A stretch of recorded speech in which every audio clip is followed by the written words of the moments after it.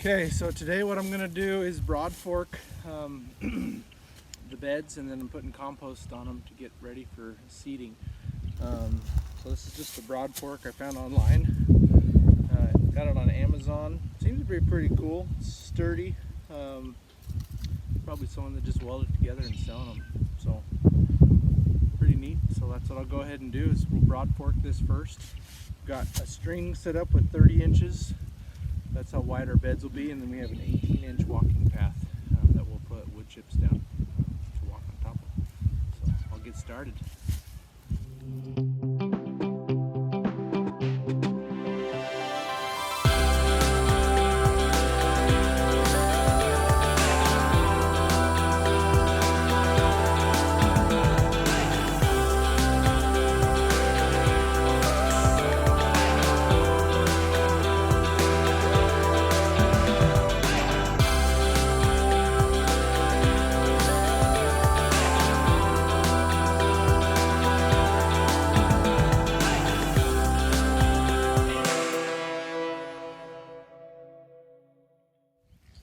So I've got this all broad forked, and as you can see, just by doing the broad fork, it raised it probably about, I don't know, close to 2 inches.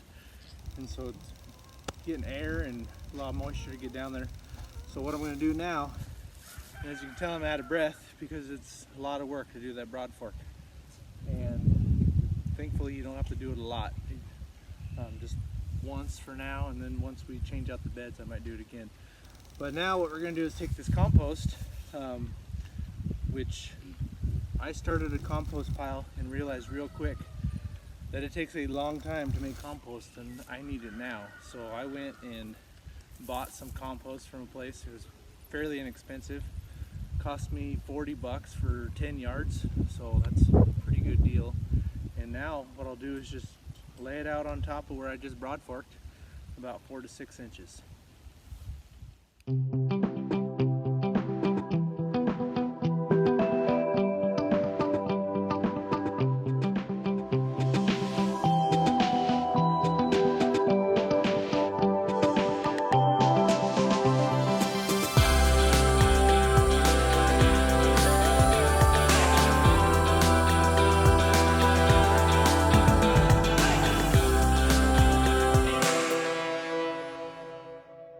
Okay, so we got that bed done, and I have 6 done all together. And what we're going to do in this garden area is it's going to be 13 rows, and they're 25 feet long. And so if you want to come with me over here, we got our second area that we're getting ready for a garden. What we do is we get our pigs, and we'll just put them on the area that we want to do a garden in. They are going to eat all the pasture and the weeds. They're going to till it up really nice, because anyone that says pigs don't root, they root. As you can see, they do. And we currently have 11 piglets and then 2 mamas. And we sold, I don't know, probably 12 piglets from that batch, and then there's 4 bigger ones. So I think Anna's going to feed them their hay right now, and that's kind of what we do is we give them a little bit of grain in the mornings, and then we cut our field here and we feed them the straw or the hay from our field. And then we also have a local produce place that we pick up all their used produce that they aren't able to sell, and then we feed that to them too. So they get their grain, their grass, and then also produce. And yeah, it works out pretty good. They're a real slow growing pig. A few of these are going to be ready to butcher in April. It looks still pretty small just because it's February and they don't put on a lot of weight in the winter time. But once it starts warming up, they really put the weight on good. So what I do is just 3 wedges of grass to them each.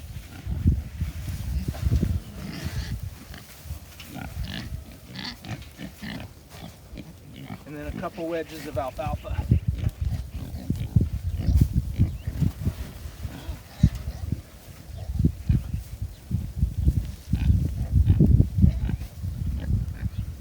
And so if you don't know, these pigs are here called American guinea hogs, and they are so fun to have. Yeah, they're just a blast. They're very personal pigs. They'll let you get in there and pet them, and they're not aggressive at all. This is our big mama here. She's kind of the queen bee. She's had a lot of piglets, and she's just a good pig all around. These are a few of her babies, and then this is our other mom. So you can tell the difference between this one and that one is big. And then, so these 4 piglets came from her, and then all of hers we actually already sold. So, and then we had a boar, and we learned real quick we don't like boars around here. So what I think, if we do continue to do pigs, we'll just buy a boar in the spring and then use them for what, to get the other ones pregnant, and then probably turn them into sausage, which is what we did to our other boar. And he was an intact boar, and we just turned the whole thing into sausage, and I really like it. So yeah, that's kind of our pigs. And so what's going to happen also is I think today we're going to move the pigs over to the corner of our property, because we have a hoop house coming probably the first week of March, and we're going to put it over there in the corner of the property. I don't know if you can see, it's going to be right in the sun, but there's a couple of survey stakes with green string hanging on them, and we have a 80 by 24 hoop house going in. So we're going to move the pigs over there to start getting that ready and get all the weeds eaten down.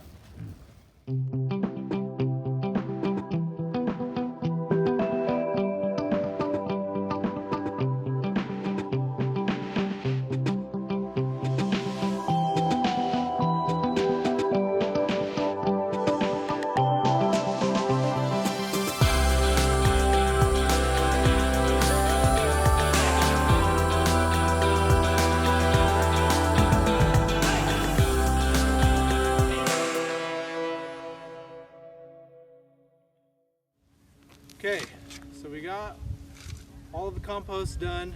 We got 13 rows done, and as you can see, we've just had the perfect amount of compost. So 10 yards, did 13 rows at 25 feet, so 325 linear feet, I believe, at 4 to 6 inches. So 10 yards, 325 feet of beds. Worked out just perfect.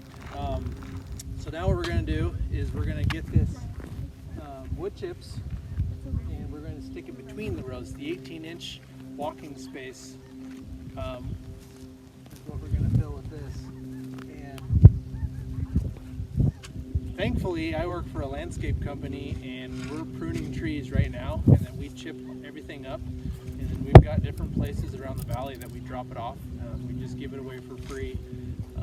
So it works out really good for those people that want it, and it works out good for the landscape company because we don't have to pay to get rid of it.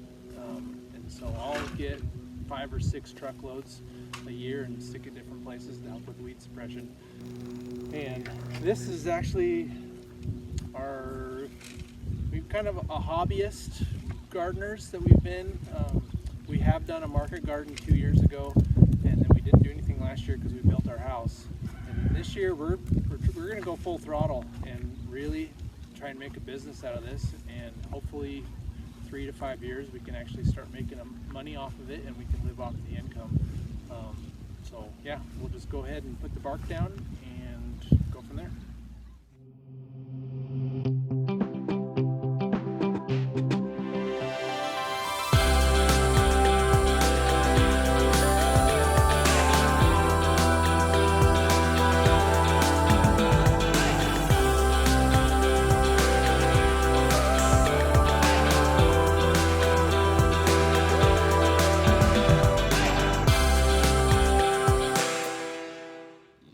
So we got everything done. We got the rows composted, we got the bark between the rows, broad forked. I think all the hard work is done. Now we just need the temperatures to warm up, and then we can start doing the fun part of seeding it and watching everything grow and start getting some produce out of it. So appreciate you watching the video. We sure had a fun time doing it. As you notice, we like to do things as a family together. It really just helps us bond together as a family, working with each other. Plus, it teaches all the kids some good work ethics and just how things grow. And you put in some good effort and you get some good produce out of it. Thanks again.